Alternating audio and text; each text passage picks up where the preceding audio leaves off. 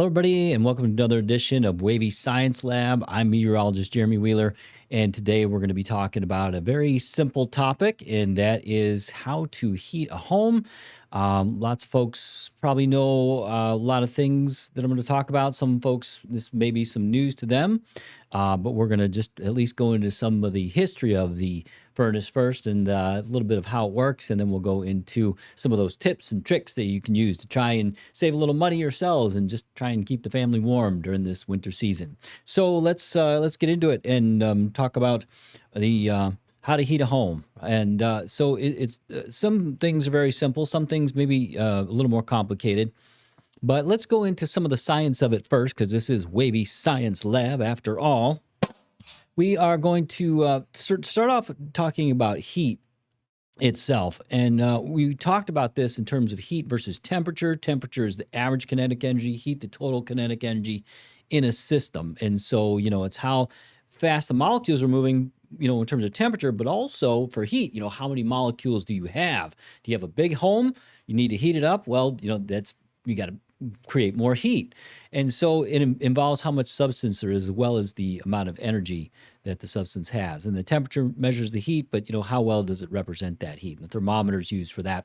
And then here's the electromagnetic spectrum. You probably didn't think we'd be talking about this for a simple topic, but just really quickly, you've got the visible spectrum there. This is the whole spectrum, electromagnetic spectrum. You get the visible, which we're used to, the light we can see, but then the infrared. And I use this on a lecture for the sun and NASA and, spacecraft, things like that. But you can see the James Webb Telescope, a lot of it sees in the infrared. And so it has a certain wavelength, and that's 700 nanometers to about 1 millimeter, give or take on that. And so, again, microwaves, the waves get longer, and radio waves, the waves get even longer. And then ultraviolet gamma rays, they get shorter and shorter. And so there you go. And so we're measuring that heat, the infrared, and just like Predator, right? The movie, I talk about movies a lot. It can see the body heat of an animal or a human being. And so this was a good image. It wasn't from Predator, but this was an image of a dog, and you can see the body heat of the dog.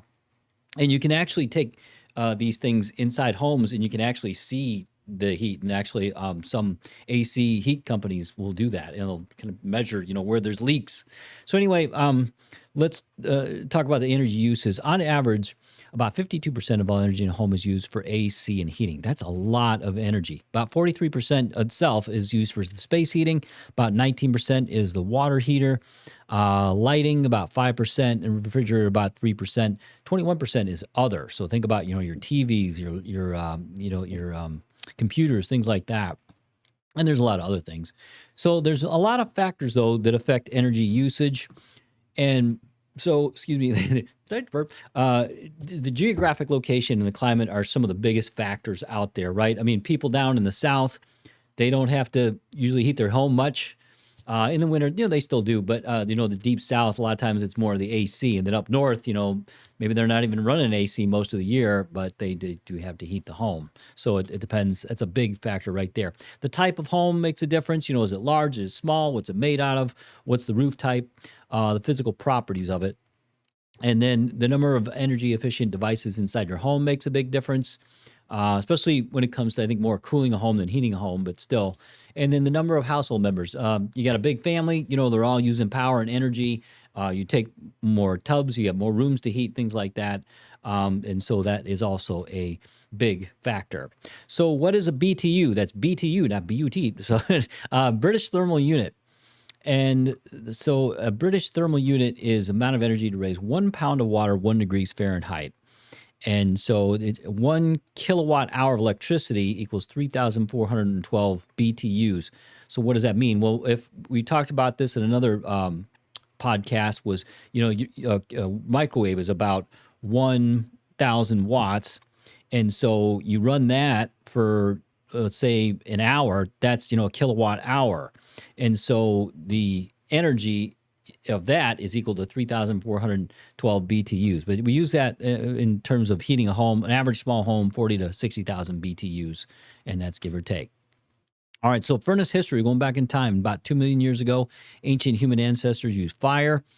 42,000 years ago, Neanderthals built hearths.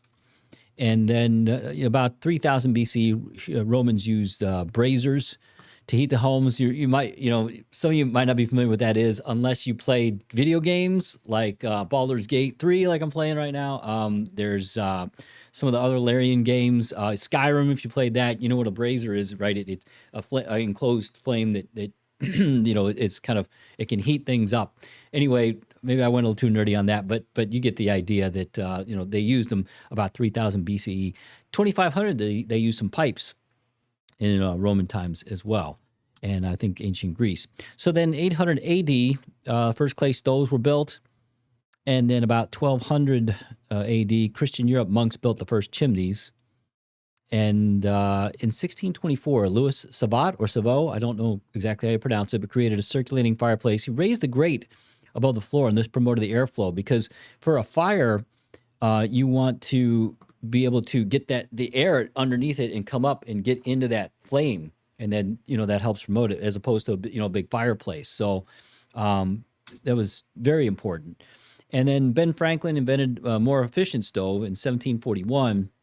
But I read he wasn't that successful. Another person came along and kind of he changed it a little bit and made it even better. But I mean, it was a big step in inventing furnaces. And so the British used natural gas lighthouses in streets 1785. And so this is a example of a wood stove, a common one. It's not the Ben Franklin version, but I mean, it did a couple of things. Number one, you used less wood to heat the home for this fireplace, and the metal radiated the heat out, and then it vented, which it did that before, but I think there was a certain type of venting that he did, something called a baffle, and I didn't really understand too much about that. But bottom line is, he created these wood stoves, and then this type of stove, and then it was a leaping step for more and more efficiency and more stoves. So that was the Ben Franklin version. That was not the Ben Franklin version, but just giving you an idea of it. Late 1700s, James Watt developed a steam-based heating system. That was a big step as well, because now you can use radiators and pipes, kind of like the old radiators that we're familiar with. 1805, William Strutt invented a warm air furnace that used ducts to heat some homes. And then Thomas Edison, that was a big step. 1883, invented an electric heater. All right, we're going to have more on this coming up in just a little bit, so stay with us. All right, we are back, and we're talking about how to heat a home. So we did a lot about the history of it, but I don't want to go too much more into this. So we'll just a couple more things. Warren Johnson patented the thermostat. That was very important for heating. Alice Parker invented the first central air system. And then late 1940s, Robert Weber invented the direct exchange ground source heat pump, and that went into geothermal, which we'll take a look at in a moment. 2000, smart devices used to change temperatures remotely, and then various types of heating devices are used now. Okay, so that was a lot about the history of the furnace. So so let's talk about heat pumps. And heat pumps use electricity to transfer heat. So we use these all the time, especially at this latitude. There's certain places where heat pumps aren't that efficient because of the extreme temperatures. But heat energy from outside is brought inside via a compressor, a pump, and it circulates refrigerant. And then it gets cycled. And so you take the heat in or out of the home, depending on the season. And then you do that, you reverse the valve. Now, below 40 degrees, you got to add a little extra heat, because then it's not efficient. So then you get the electrical coils to kick in and heat up. And here's an example of a heat pump. And so it circulates that refrigerant, and then it pumps the heat or the cool back into the home. And then here's geothermal. It's pretty cool. It's from the Department of Energy, and there's 3 different types there: pond heat collector, shallow heat, vertical. So this, deep down, the Earth the temperature doesn't change much. And so the folks can use that to, get more heat, more cool, depending on the time of year. And so the geothermal heat pumps are used quite a bit in different parts of the country as well. I think we could use them here as well, but it costs. That's the thing, initial cost.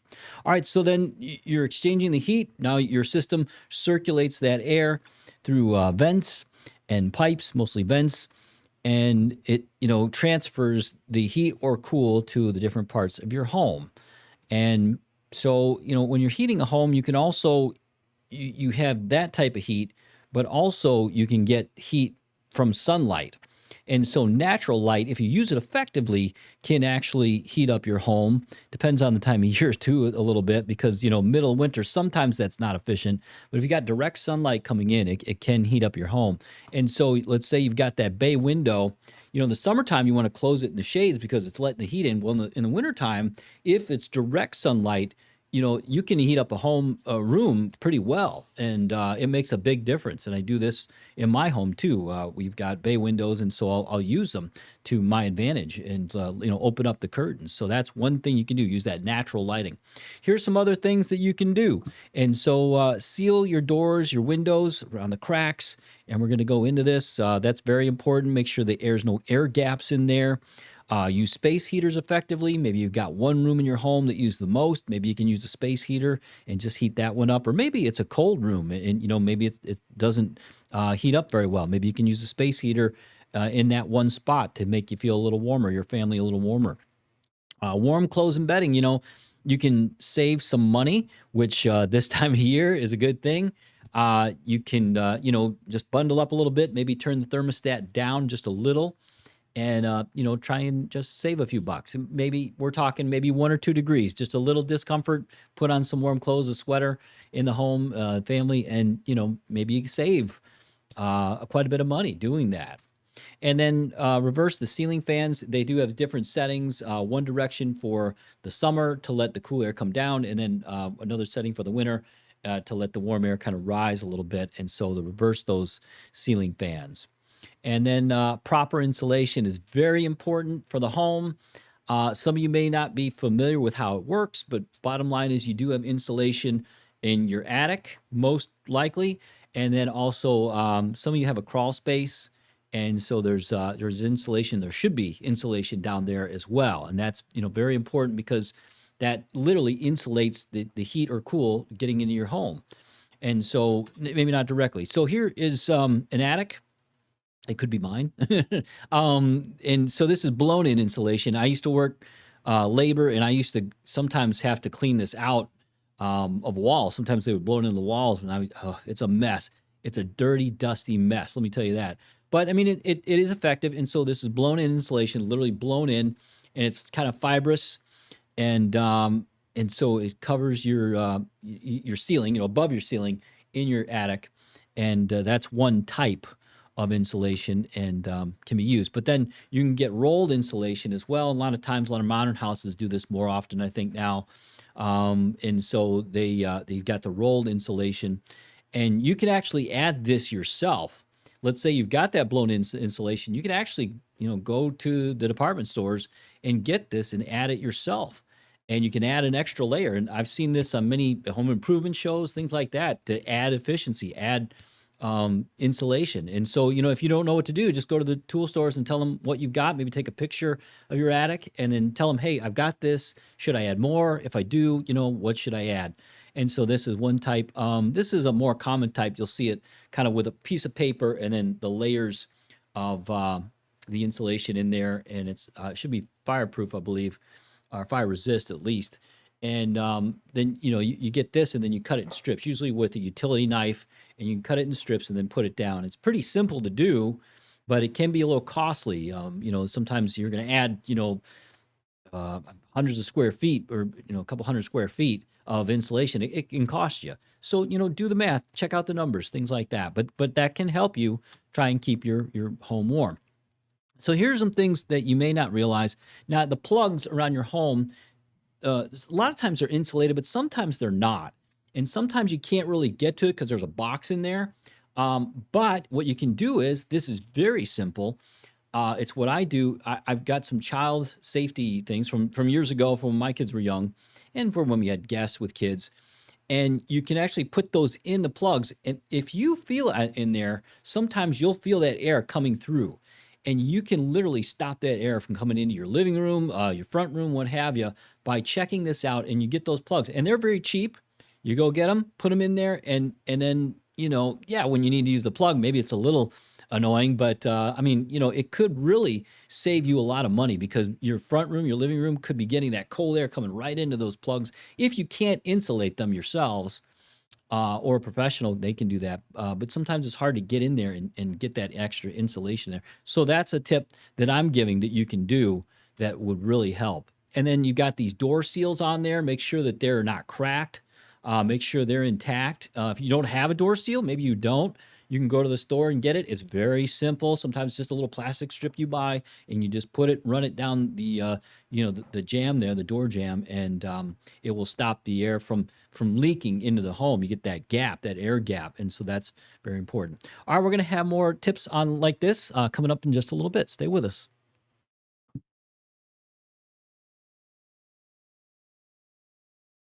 All right, let's talk about this again. And again, I'm sorry about that. We were talking about sealing cracks, things like that around your home, and trying to winterize and trying to warm your home or keep it warm. So the door seal was the last thing we left on. There might be some cracks in your baseboard. That's something that you can seal up. Those cracks, maybe very small. Sometimes the paint cracks, just years of wear and tear and use, and heating and cooling. Sometimes, eventually they'll you literally have some cracks. And so you can buy some caulk. This is also very easy to do. You can do this very easily. You need a caulk gun, which is what I've got there. And you just, caulk the cracks and look up, what you're getting, because there's all kinds of different types. You've got clear, you've got white, you've got stuff that's made for the kitchens and bathrooms, things that are made for, around the shower, what have you, which that's not this, but, or indoor, outdoor also. And so look it up. And then all you got to do is just seal that crack and then wipe it and get a little paper towel and maybe wipe the residue off, the extra residue, and there you go. This is something that I do. We have a skirt under the garage door, but it's got a couple of small gaps just from usage. So I put the sheets there to stop the gaps, the air gaps from coming in on the bottom.